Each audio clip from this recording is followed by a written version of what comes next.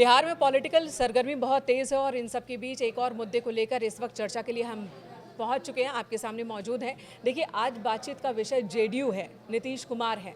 बहुत सारे मुद्दे हैं बिहार में गर्म, उन पर बातचीत चलती रहेगी, लेकिन यहाँ हम चर्चा कर रहे हैं कि वो जेडीयू जिनके पास सत्ता की चाबी है, चाहे आरजेडी सरकार बनाए या बीजेपी, जेडीयू का होना ज़रूरी है।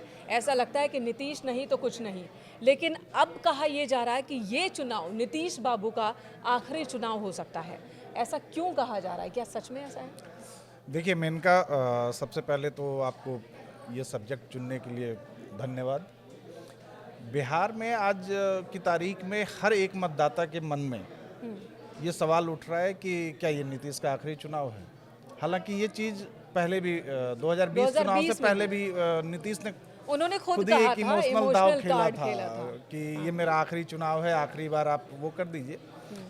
लेकिन इस बार ये फैक्टर बहुत इम्पॉर्टेंट हो गया है, और इम्पॉर्टेंट इसलिए कि पिछले कुछ दिनों में नीतीश जी की सेहत को लेकर कई चर्चाएं कई तरह की चल रही हैं, उनकी एक्टिविटीज़ को लेकर चल रही हैं। कई जगह आप मंचों पे देखें कि अजीबोगरीब हरकत करते हुए दिख रहे हैं, तो लोगों ने उनको उनके स्वास्थ्य और सेहत के लिहाज से जोड़ा है।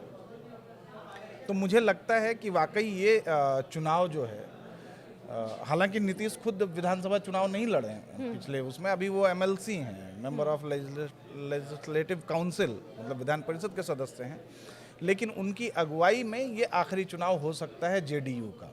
ठीक है, आपने जो बात कही उस पे कि भाई नीतीश कुमार के लिए जेडीयू इतना इम्पोर्टेंट क्यों है बिहार की राजनीति में।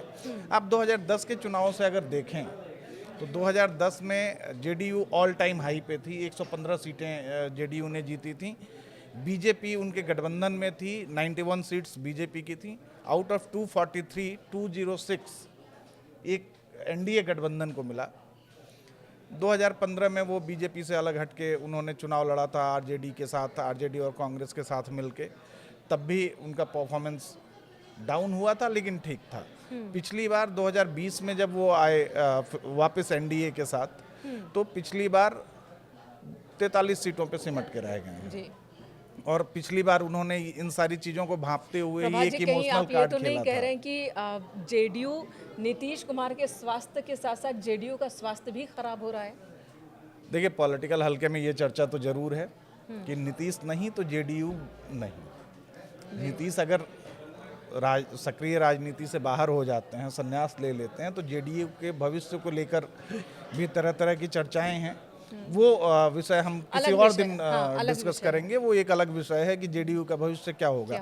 आज की बात जो आपने पहला सवाल किया था कि क्या नीतीश का ये आखिरी चुनाव होगा, तो पॉलिटिकल हल्के में चर्चा तो यही है। उनकी सेहत को देखते हुए, पार्टी पर उनकी पकड़ और बाकी चीज़ों को देखते हुए ये कहा जा रहा है कि भाई ये नीतीश जी का आखिरी चुनाव है, आखिरी बार वो दाव खेलने जा रहे हैं सक्रिय राजनीति तो के चुनावी राजनीति में। अगर नीतीश जी की तबीयत इतनी ही खराब है या जो भी वजह है, तो इस बार अगर एनडीए गठबंधन को विजय मिलता है, अगर जीतता है ये गठबंधन, तो मुख्यमंत्री कौन होगा? देखिए, मुख्यमंत्री कौन होगा ये बाद में तय होगा। अक्सर हमने देखा है चर्चा जिसकी होती है वो बनता नहीं है। नीतीश कुमार ऐसे नाम है जो आरजेडी या बीजेपी मुख्यमंत्री वही रहते हैं, लेकिन इस बार परिस्थितियां बदली हुई दिख रही हैं।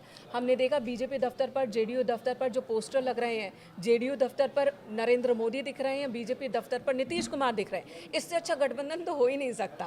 लेकिन सीएम क्या वो बनेंगे?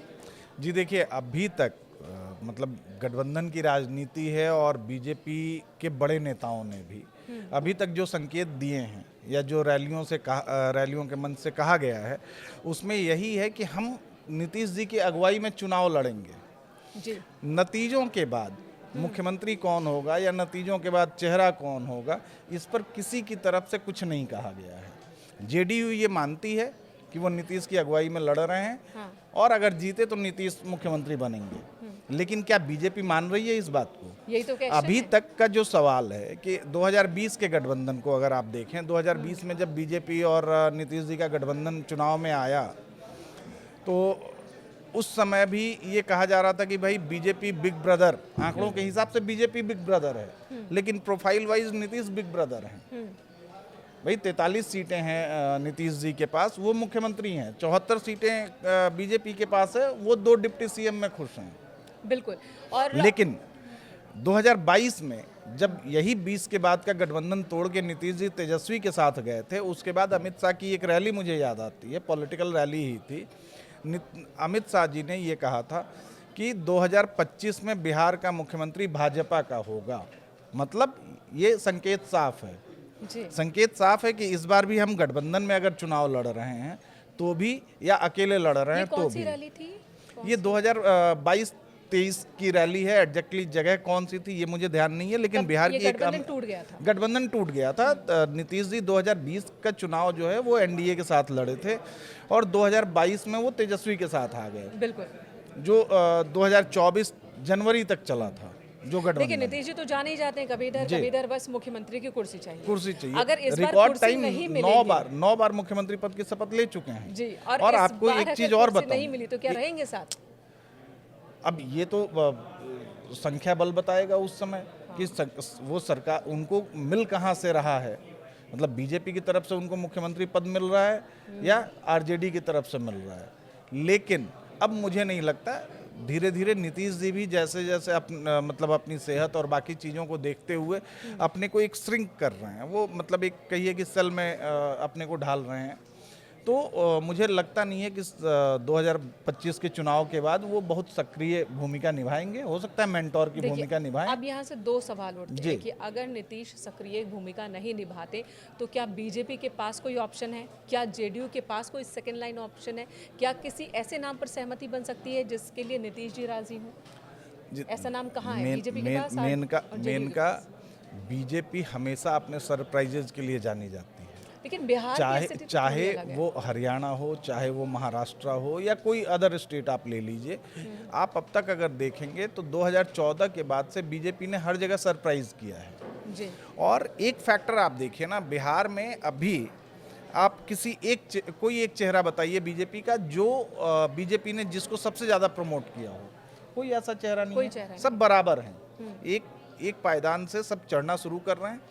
कोई एक सीढ़ी ऊपर है, कोई एक सीढ़ी नीचे है। ऐसा नहीं है कि कोई एकदम फाइनल स्टेप पे है, कोई अभी पहले दूसरे पायदान पे है। आप सम्राट चौधरी को ले लीजिए, विजय सिन्हा को ले लीजिए, या इससे पहले के 2 डिप्टी सीएम को ले लीजिए, जायसवाल जी को ले लीजिए, या इससे पहले के 2 डिप्टी सीएम तारकिशोर प्रसाद और गिरिराज जी हैं, नित्यानंद राय हैं, शहनवाज हुसैन हैं। कि भाई अचानक बीजेपी किसी उसको लेके सरप्राइज कर सकती है और वो सरप्राइज 2025 में भी हो सकता है।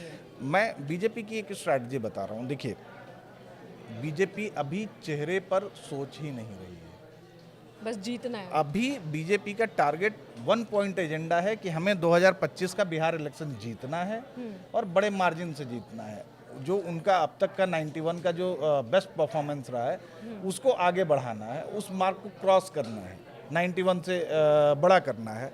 और इसके लिए वो अपने अलग अलग बीजेपी जाति के नेताओं को प्रमोट कर रही है, क्षेत्र के नेताओं को प्रमोट कर रही है, और सबके मन में कहीं ना कहीं ये एक इच्छा दबी हुई है कि भाई अगर पार्टी अच्छा करेगी तो हो सकता है मैं मुख्यमंत्री बन जाऊं।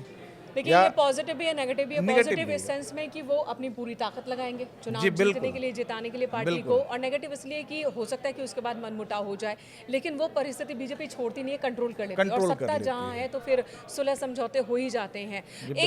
एक और मुद्दा है जिसको बहुत हल्के में आज हम टच करेंगे और आगे इस पर विस्तार से बात करेंगे कि नीतीश जी अगर सक्रिय राजनीति में नहीं तो फिर जेडीयू का भविष्य क्या? देखिए, जेडीयू में आप अगर देखें, उनके पुत्र से बहुत उम्मीदें हैं लेकिन वो आते नहीं दिख रहे हैं। उनके बेटे पे मैं थोड़ी देर में आऊँगा। पहले मैं आपको बताऊं ये कि अगर नीतीश नहीं तो जेडीयू में कौन? क्या संजय झा, क्या लल्लन सिंह, या कोई और? जेडीयू में अभी 1 पॉइंट कंट्रोल जो है वो सिंगल पर्सन नीतीश जी का है। लेकिन पार्टी की अंदरूनी हालत को जब आप देखेंगे तो सेकंड लाइन लीडरशिप की रेस में कई लोग हैं जिनको ये लगता है कि भाई नीतीश के बाद मैं हो सकता हूँ पार्टी का चेहरा, या मैं हो सकता हूँ। सब अपनी अपनी दावेदारी रख रहे हैं। पार्टी के अंदर की जो चीज़ें हैं, एक्टिविटीज़ भी दिखती हैं। और नीतीश जी को भी ये लगता है कि भाई मेरे बाद क्या होगा। लेकिन जिस तरीके से जो पोस्टर का जिक्र आपने किया है ना कि बीजेपी के दफ्तर में मोदी और नीतीश, बिल्कुल एक पोस्टर लगता है, एक स्लोगन लिखा जाता है, उसी से मिलता जुलता स्लोगन बीजेपी के दफ्तर में लगता है, वहाँ भी फोटो जो है पोस्टर पे मोदी और नीतीश की का लगा हुआ है। अब आप ऐसे में अगर देखिए तो ये मतलब पॉलिटिकल हल्के में तो चर्चा ये भी है कि अगर नीतीश नहीं तो हो सकता है कि जेडीयू जो है मर्ज कर जाए बीजेपी में। चलिए, इस तरह की चर्चाएं चल रही हैं, कयास चल रहे हैं, लेकिन फिलहाल इलेक्शन का माहौल है। क्या इन परिस्थितियों का वोटिंग पर भी कोई असर देख रहे हैं? देखिए बिहार एक की तरफ पूरी मजबूत है राजनीति, आरजेडी, बिहार की दूसरी तरफ पूरी questions हैं। राजनीति जो है ना वो 5 साल भले जो भी खिचड़ी पकाए, जो भी मुद्दे हों वो अलग, लेकिन चुनाव के टाइम पे जब वोट करने जाते हैं ना लोग, खासतौर पे बिहार में, कास्ट। तो अपनी जाति के नेता को चुनते हैं। और यही पूरे बिहार के विधानसभा चुनाव में भी यही रिफ्लेक्ट होना है। यादव मुस्लिम का जो कोलैबोरेशन है, जो कॉम्बिनेशन है, वो उस पे आरजेडी का कंट्रोल है। मुस्लिम वोटर्स जो हैं वो कांग्रेस के माने जाते हैं, जो फॉरवर्ड क्लास वोटर है वो बीजेपी का माना जाता है, और जो कुर्मी कोयरी अवधिया जो वोटर्स हैं वो नीतीश के कोर वोटर माने जा रहे हैं। अब भाई गठबंधन है तो बीजेपी को इस गठबंधन का फायदा बीजेपी का कैंडिडेट जहां है वहां मिल रहा है, जहां जेडीयू का कैंडिडेट है वहां सवर्ण वोट बीजेपी को जा रहा है, जेडीयू को जा रहा है।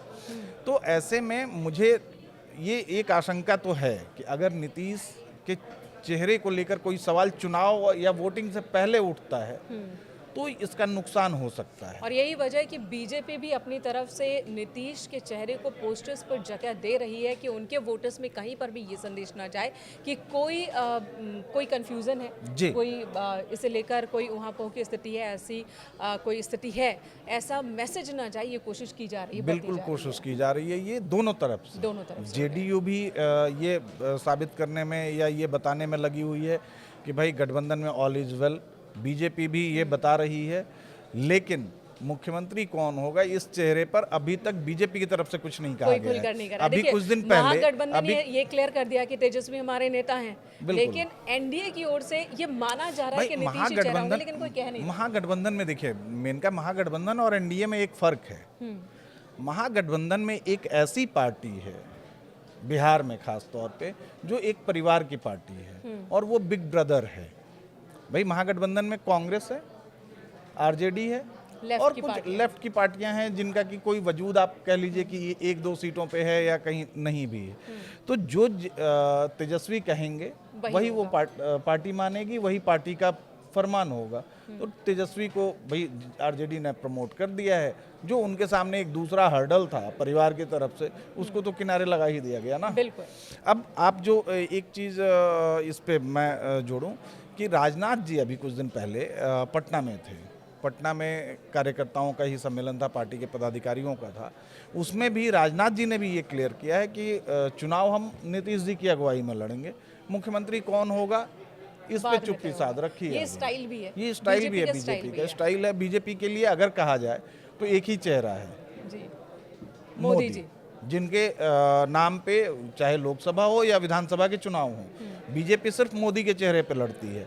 बाकी अपने नेताओं की एक फौज वो तैयार करती है जो ग्राउंड लेवल पे चुनाव को लेके रणनीतियों को धरातल पर उतारें और जीतने के बाद फिर उनमें या तो उनमें से कोई बन जाए या कोई सरप्राइज कैंडिडेट आ जाए। और सरप्राइज कैंडिडेट की लिस्ट तो आपके पास बहुत लंबी चौड़ी है, चाहे वो छत्तीसगढ़ हो, मध्य प्रदेश हो, राजस्थान हो, हरियाणा हो, कोई भी हो सकता है। कयासों का दौर अभी लंबा चलने वाला है क्योंकि इलेक्शन की सुगबुगाहट तो शुरू ही हुई है। इलेक्शन, उसके बाद नतीजे, उसके बाद क्या होता है आगे तय होगा। धन्यवाद प्रभा जी आपका इस वक्त चर्चा के लिए। आगे भी हम ऐसे ही मुद्दों पर चर्चा करते रहेंगे, हमारी कोशिश रहेगी। बिल्कुल।